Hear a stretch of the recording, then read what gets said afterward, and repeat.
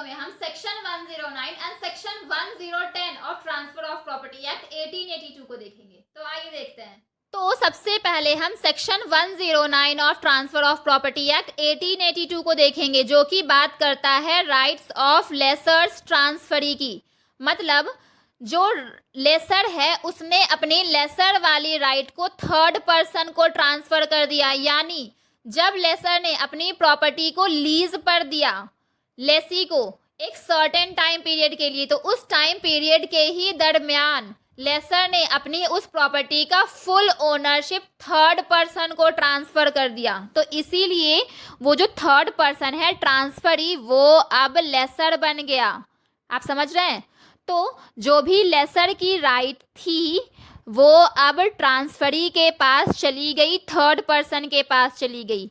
तो simple language में अगर हम सेक्शन 109 को देखें, तो जब लेसर ने अपनी लीज वाली प्रॉपर्टी को थर्ड पर्सन को ट्रांसफ़र कर दिया, तो प्रॉपर्टी ट्रांसफ़र के बाद जो ट्रांसफरी है वो अब लेसर का रोल प्ले करेंगे और लेसी अब अपनी सारी राइट्स की डिमांड ट्रांसफरी जो लेसर बन गया है उनसे करेंगे।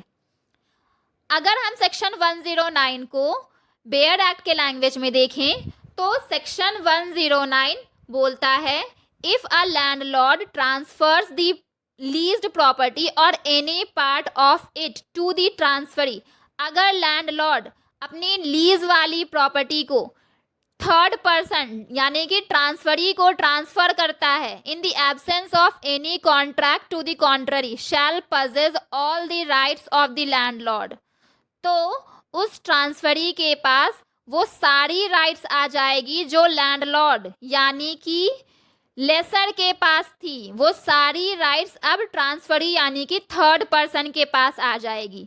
But the transferee can not acquire any greater or different right than the transferor had, लेकिन वो जो ट्रांसफरी है थर्ड पर्सन है उसके पास 1% ज़्यादा राइट नहीं आएगा लेसर से। लेसर के पास जितनी भी राइट थी उससे 1% ज़्यादा राइट ट्रांसफरर थर्ड पर्सन के पास नहीं आएगा।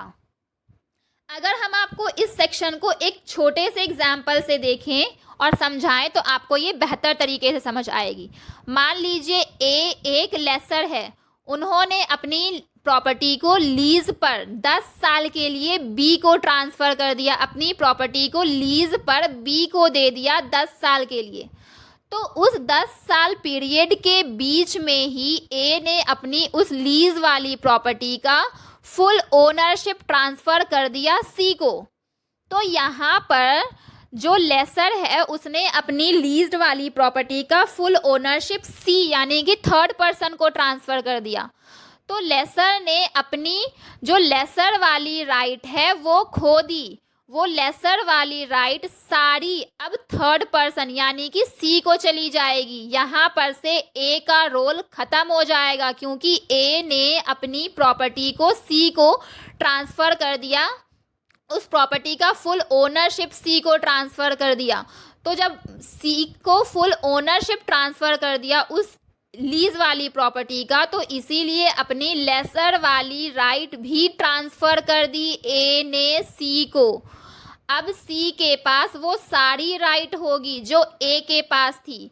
अब जो बी है वो अपनी ड्यूटीज़ सारी ड्यूटीज़ फुलफिल करेगा सी की और अपनी सारी राइट की डिमांड करेगा सी से, ना कि ए से, क्योंकि अब यहाँ पर इस सेक्शन में ए का रोल फिनिश हो चुका है। अब यहाँ पर लेसर का रोल प्ले करेगा सी यानी कि थर्ड पर्सन। तो इसीलिए ये सेक्शन बोलता है rights of lessors transferee, lessor की भी राइट ट्रांसफ़र हो सकती है अगर लेसर ने अपनी प्रॉपर्टी का फुल ओनरशिप, लीज वाली प्रॉपर्टी का फुल ओनरशिप थर्ड पर्सन को ट्रांसफ़र कर दिया हो, तो उस ट्रांसफरी के पास ट्रांसफरर की सारी राइट आ जाती है।